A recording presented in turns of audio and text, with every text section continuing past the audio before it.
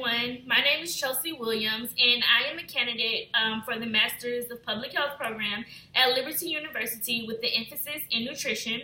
Today, I'm going to talk to you about my internship experience at Kitsap Public Health District, which is located in Bremerton, Washington. I worked with the Kitsap 5210 program specifically, but it was a sector of the chronic diseases program.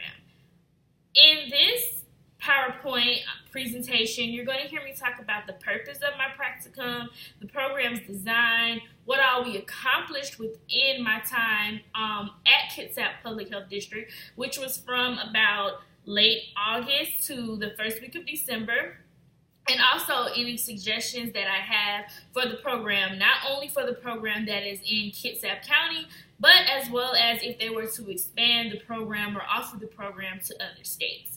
So, the practicum's purpose, which is on the next slide. If you look over to the left, you will see a little picture, and this is the picture that is on the front of the resource binder that we give to all of the teachers that are participating in the Kitsap 5210 Early Childhood Program. The main purpose of this program was to connect classroom with home environment. We know that children, adolescents, especially kids 3 and under, spend a lot of time in the classroom, and we want to connect what they learn in the classroom with their learning at home. It is very important to do that because not only do kids spend most of their time either at school or at home, but they also model their eating behaviors, their physical activity behaviors, all of those behaviors after what they see from their parents. Next up, we wanted to increase the amounts of fruits and vegetables that school-age children were eating on a daily basis. Research has shown that children are not getting the right amount of fruits and vegetables that they need on a daily basis. Our next purpose was to increase the amount of physical activity time that children participated in.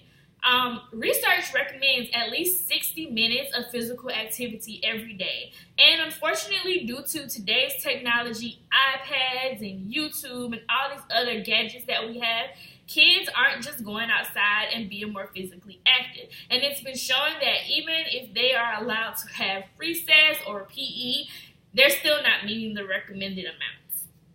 Next up, we wanted to reduce the amount of recreational screen time that children participated in, and we wanted to get that at least under 2 hours. That way they could still have that time and do the things that they enjoy, but they would also be doing other things. Last but not least, we wanted to increase the amount of water that children drink. Research has shown that kids are drinking too many fruit juices and sugary drinks, and it is definitely having an effect on their health. They are definitely becoming more obese and dealing with diseases such as diabetes and stuff like that. We all know that it's hard to get children, especially small children, to drink water, but that goes back to their parents modeling good behaviors, and we're not so much focused on water, we're just thinking about other alternatives versus the sugary drinks. So even low-fat milk in this instance would be a good starting point or something good that kids can partake in. So the design of the program. If you look to the right of the screen, we have a picture there that shows 5210. Everywhere you look in this program, we use this same logo, this same chart, so that we can really drive the message in home of the 5 or more fruits and vegetables, the 2 hours or less recreational screen time, the 1 hour or more physical activity, and the 0 sugary drinks, more water, and low-fat milk every single day. These were the 4 components that the program was based off of, along with connecting the classroom with the home environment, because as stated before, these are 2 of the main places where children spend most of their time at. We were also really focused on designing the program to help children develop healthy eating habits early in life, because this can reduce the risk of developing other chronic diseases such as hypertension, heart disease, diabetes, all of these things that we know are factors of not eating healthy and not having the proper nutritional health. Last but not least, we designed the program to have supplemental resources to enhance the program. I will talk about some of these supplemental resources on the next slide over, because these were actually some of the things that I created while I was there, and I feel like it was some of the accomplishments that we made as a whole team at the Kitsap Public Health District. So on the next slide, we're going to just talk about the program accomplishments. So we were able to increase parent participation rates, and this was very important to us because we wanted to get the participation rate over 50%. As stated before, many times before, it is very, very, very, very important for parents to be active in their kids' life when it comes to their nutritional and physical activity health. Why? Because children pattern off of their parents. They look at their parents as role models. They do as they see, especially at a young age when they're so impressionable. Next up, we increase in students practicing better eating habits overall. This was done with some of the activities that we offered at school. We would go into the classrooms and demonstrate with the teachers healthy recipes, or we would have this other exercise which is known as a health tasting kit.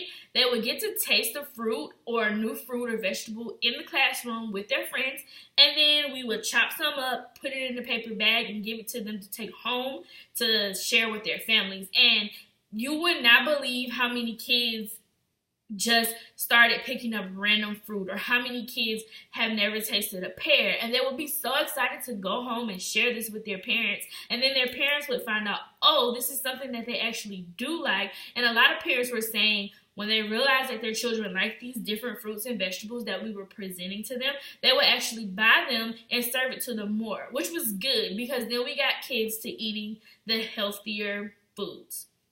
Next up, we accomplished having accessible resources for teachers, parents, and students. So the way we designed the teacher resource guide was you had a teacher section, but the teacher section also flowed well into the parent section.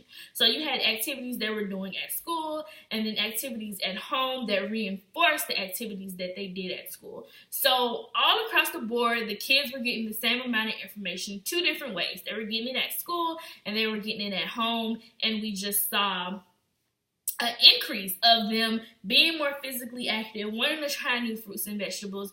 It was just so wonderful. The teacher resource guide was so important in this program. We had to revamp it and make it more accessible and less time consuming for these busy teachers who are running around all day with these 3 to 4-year-old students.